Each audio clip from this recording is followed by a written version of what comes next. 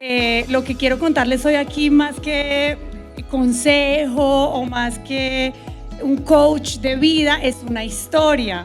Y yo quiero que ustedes de esa historia pues saquen lo mejor para ustedes, porque digamos que yo tenía la costumbre de quejarme mucho, de victimizarme mucho, y me di cuenta que lo que me pasó a mí pues le puede pasar a cualquiera. O sea, yo creo que le pasa casi que a un 40% de las personas que viven en este país. Espérenme un segundo, apago el celular, porque antes de empezar esta charla yo traje mi computador no para leerles, sino como para tener una guía de cada paso, porque no quiero que se me pierda ningún detalle de lo que ya escribí. Ahora se van a dar cuenta de un punto muy álgido de mi vida, pero que realmente lo cambió, y ustedes van a decir, bueno, Mile tiene razón en victimizarse, pero no vale la pena victimizarse, vale la pena mirar hacia adelante.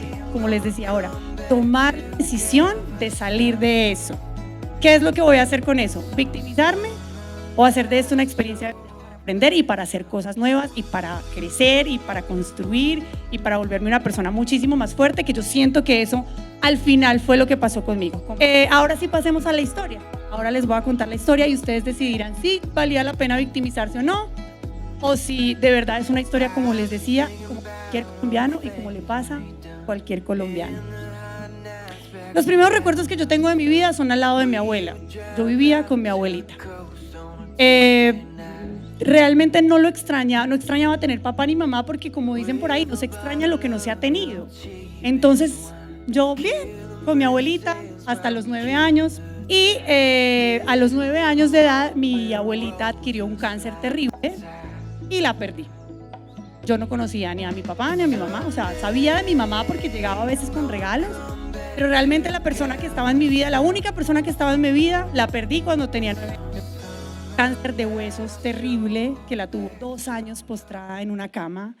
Entonces ahí es cuando aparece mi mamá en mi vida. Digamos que yo ya podía entender más o menos las cosas que estaban pasando en mi vida. Llegó mi mamá, un niño nuevo y sin papá. Es decir, otro niño para la casa y ningún papá por ningún lado. Ni mi papá ni el de él. O sea, yo, a ver, ¿qué pasa? Y me di cuenta más adelante que el papá de mi hermano estaba en la cárcel. ¿Por qué estaba en la cárcel? Realmente ni idea. O sea, hoy es el día que yo digo como que, pues, ¿para qué averiguar? O sea, no vale la pena averiguar, ya pasó. Pienso que son cosas en la vida que uno de verdad debe echarles tierra y dejarlos en el pasado y simplemente seguir hacia adelante. Y llegó el momento en que el papá de mi hermanito, es decir, mi padrastro nuevo, mi papá nuevo, iba a salir de la cárcel. Como les decía, ¿por qué estaba en la cárcel? No me pregunten en este momento, porque la verdad no tengo ni idea. Listo.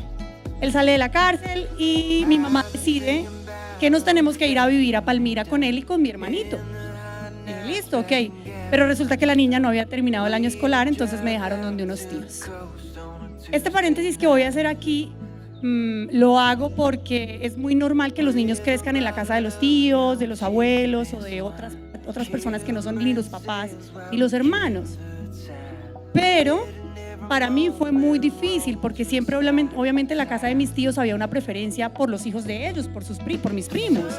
Entonces yo no tenía cuarto propio, yo vivía como en el cuarto de mi prima, compartíamos, o sea, realmente no tener algo propio para un niño es muy difícil, y yo lo entiendo hoy en día. En ese momento uno trata, como les decía, de amoldarse y de acomodarse a todas las cosas que estaban pasando, pero al final es muy difícil.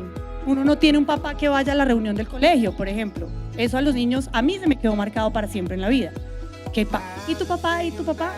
Yo no tenía papá que fuera a la reunión del colegio. Mis primos sí tenían papá y mamá. Yo no tenía cuarto con muñecas. Mi prima tenía que compartir su cuarto conmigo porque pues la niña... Yo realmente no soy desagradecida. Yo entiendo todo el trabajo que hicieron mis tíos y el favor tan grande que me hicieron en ese momento. Me hicieron muy buen trabajo. Pero es que realmente criar un hijo de otro no debe ser nada fácil. Pues, ¿cuál es tu responsabilidad?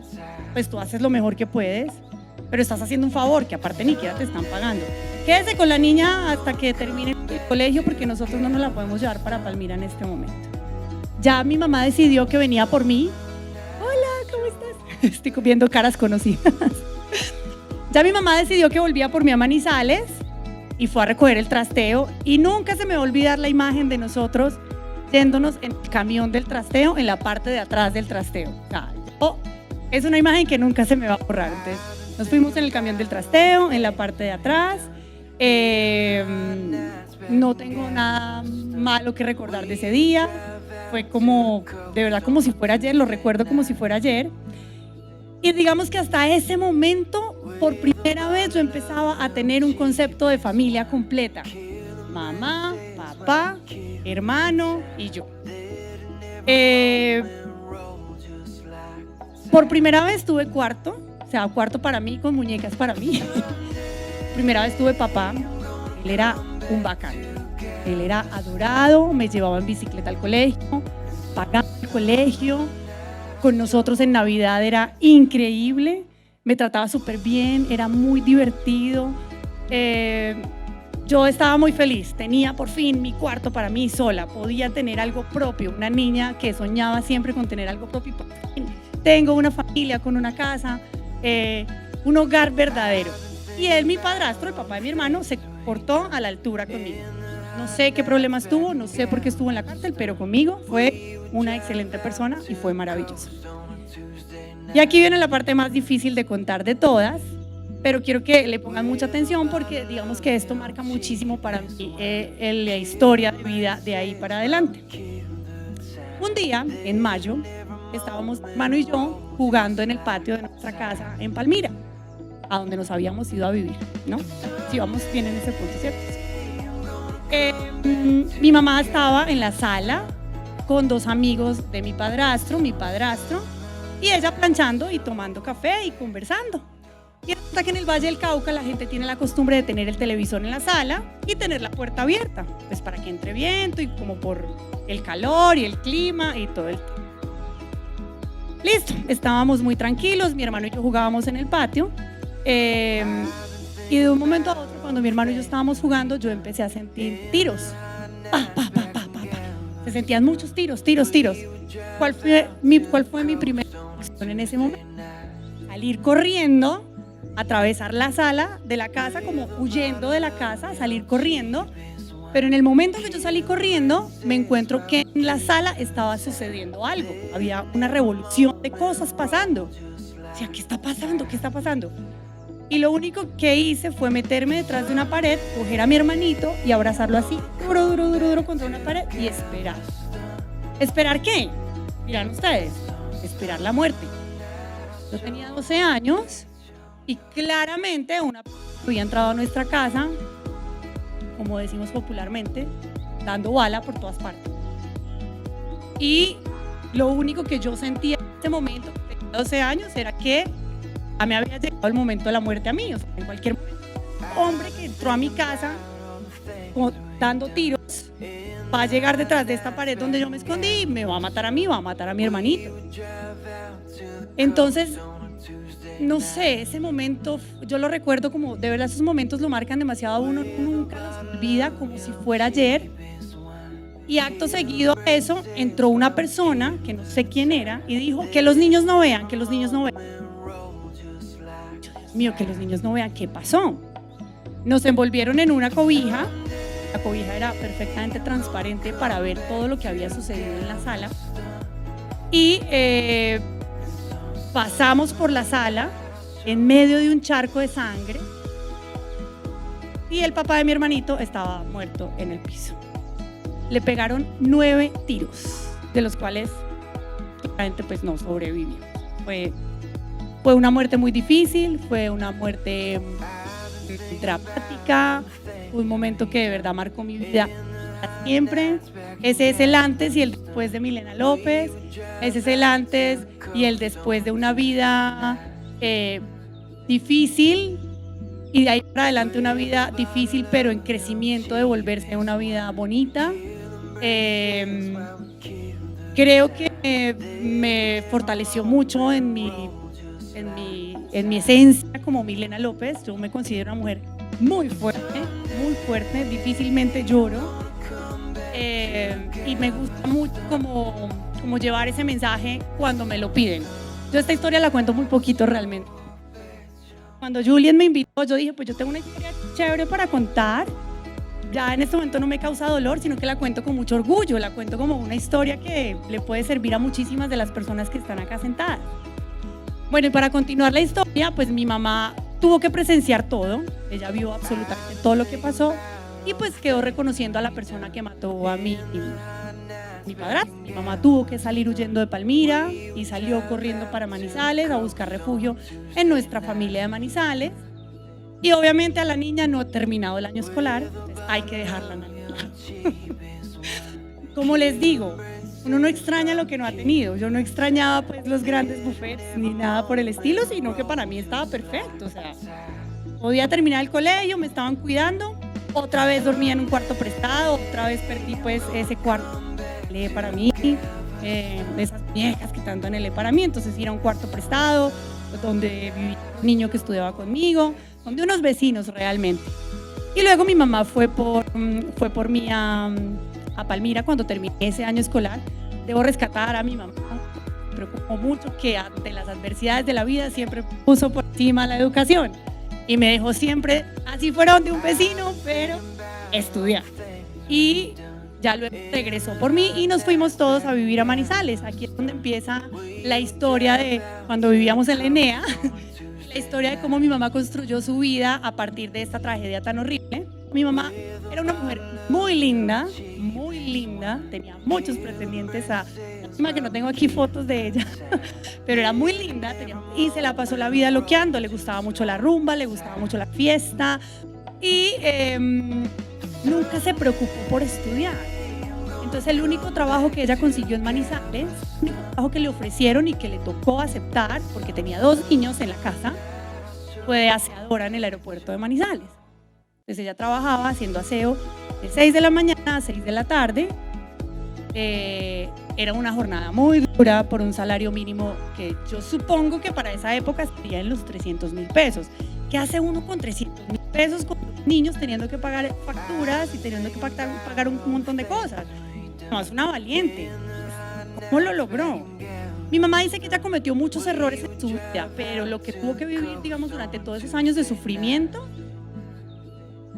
lo pagó. O sea, si tenía que pagar algo en la vida, que hay gente que cree en el karma y dicen que uno paga lo malo que hizo, lo paga aquí en este mismo mundo, pero mi mamá lo pagó. O sea, hoy en día mi mamá es una señora que solamente, como dice ella, le faltan pulgas para rascarse, porque yo la tengo viviendo como una reina, que se lo merece. Pero bueno, esa parte se las cuento más adelante. Nada, ella trabajó durante esos años en el aeropuerto, pasamos muchas necesidades. Nunca se me va a olvidar que teníamos que empeñar la máquina para poder pagar facturas o para poder comer. A veces cuando no había comida en la casa, nos daba una cosa que se llama bienestarina. ¿Ustedes saben qué es la bienestarina? Bueno, a nosotros nos daban bienestarina. En la noche bienestarina hecha en aguapanela porque no había para comprar leche. Entonces mi mamá preparaba la bienestarina en agua y en el día eran lentejas con arroz. Y nada, yo terminé el colegio. Les debo contar que el buzo de mi colegio que me puse para ir a primero de bachillerato fue con el que me gradué del colegio, el mismo. Tenía un roto en la parte de acá. Y mi mamá decía que el buzo me servía todavía porque yo no había crecido mucho. O sea, que yo entre los 12 y los 17 años no crecí y que era culpa de ella. Que porque ella no me había alimentado bien, no sé qué, y por eso el saco me había servido todo el bachillerato. Y le digo, mami, no se culpe más. No vale la pena, realmente todo lo que usted hizo, lo hizo bien. Y el hecho de que mi mamá trabajara en el aeropuerto me convirtió en una persona súper inspiracional. Ella nos llevaba a las novenas en el aeropuerto y yo veía a la gente salir en los aviones, con las maletas, en el restaurante del aeropuerto. Y yo dije, yo quiero esta vida para mí, yo no quiero volver a ser pobre. No quiero. Yo no quiero volver a sufrir. Yo no quiero volver a ver que matan a alguien delante mío. Yo no quiero volver a sentir la muerte cerca. Y a partir de ese momento es que la mente me cambió y me volví en la persona que soy, me convertí en la persona que soy hoy. A veces pongo por encima yo soy ingeniera de sistemas y estoy en la universidad por la noche.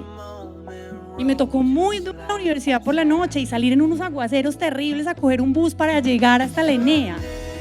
Era muy duro, todo era muy duro y por eso tenía la costumbre de, ay, es que a mí me tocó muy duro, es que de verdad no sé qué, es que, mis logros son más valiosos que los de los demás. No, ¿ustedes saben cuántas personas pueden haber vivido la misma situación que yo viví en este país? Todos tenemos una historia cercana. Entonces lo mío es una historia bonita para contar, pero no es una historia sorprendente. Pasa todo el tiempo. Me critican mucho en redes sociales que tú no saliste a la marcha porque es que tú vives en una burbuja en el norte de Bogotá. Sí, pero me costó mucho llegar así. Yo aguanté hambre, yo no tenía con qué pagar las onces en el colegio. Entonces, esto es lo que me gusta contarles a ustedes para que se lleven como una historia de vida bonita, una historia de vida que les deje algo, que les ayude a construir algo y sobre todo lo que yo les decía, el dolor es universal, todos tenemos que pasar el dolor, pero victimizarse es opcional, uno tiene que aprender y seguir adelante. Yo hice de todo. Obviamente terminé la universidad, me vine a trabajar acá, esto ya es como la parte muy bonita de la historia y gracias a Dios Bogotá me abrió las puertas. Aquí también me han atracado, pero me han dado mucho trabajo. Yo trabajé 12 años de mi vida haciendo televisión y estoy muy agradecida por eso. Uno puede construir una carrera linda en televisión sin tener que exponerse ni a escándalos, ni a su vida social, ni le quitó el marido, ni se divorció, ni se le cayó, ni se le explotó. Uno puede construir sobre esto, sobre historias de vida que la gente se lleve en el corazón. Y eso es en lo que yo he estado trabajando todos estos años. Y un día me llamaron para ser reina de la Feria de Manizales y fui reina de la Feria de Manizales. De eso no hay mucho que contar realmente. Yo quería ser reina, hoy en día no participo en reinados, ya no me gustan, pero en ese momento era una expectativa de vida súper importante para mí, era un logro grandísimo. Y bueno, para finalizar la historia y para que podamos hacer como una ronda de preguntas si quisieran hacerlas, hoy en día, porque mucha gente se lo debe estar preguntando en este momento, ¿cuál es tu relación con tu mamá? Mi mamá es la niña de mis ojos. Mi mamá tenía 27 años y mi papá tenía 18 años cuando yo nací. Esta es la razón por la cual mi papá no aparece nunca en mi vida. Él no tenía cómo responder por mí, no tenía la madurez para responder por una niña. ¿Qué pasa hoy en día con mi papá? Está vivo, no tiene más hijos, solamente me tiene a mí. Él vive en Venezuela en este momento y vive una situación muy difícil.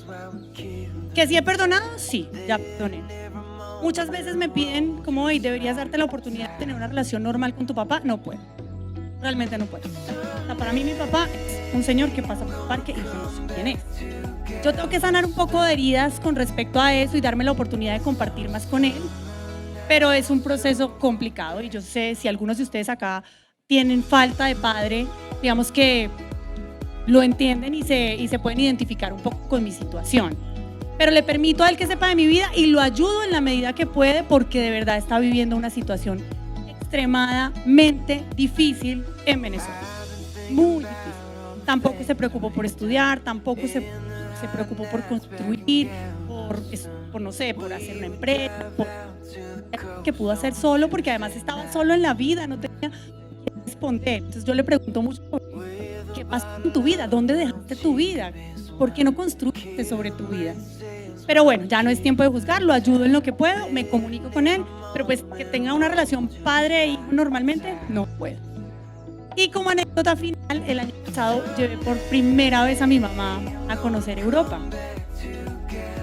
Y nos sentábamos una vez en una mesa en un restaurante en París. Me dice, ay, chica querida que dice que París no le gustó. Se da el lujo de decir que París no le gustó.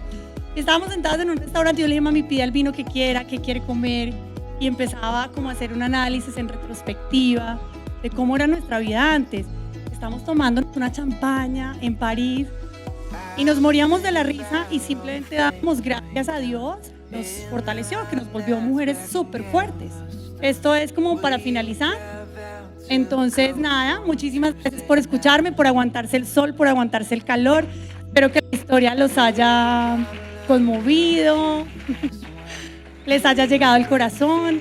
Si quieren, yo la verdad, digamos que la construí muy rápidamente porque tengo muchas cosas, tengo mucho trabajo ahora, pero la próxima vez si la quieren volver a oír de pronto con más detalles, yo me voy a poner juiciosa y la voy a construir de una mejor manera, pues para llegar a ustedes también nuevamente. Y tengo una feria de garaje que la estoy haciendo hace, esta es mi tercera edición, es súper linda, apoyamos a una fundación. Tengo un hotel en Barichara, Nativo Glamping, que lo construí con mi familia. Están invitados a que lo sigan, @Nativo Glamping. Y bueno, hay una cantidad de cosas que están pasando en mi vida que si quieren seguirme en redes sociales, es Emile López, bienvenidos. Si hay alguna otra pregunta, pues bienvenida. Y si no, allá los esperamos también en el stand. Muchísimas gracias por estar aquí.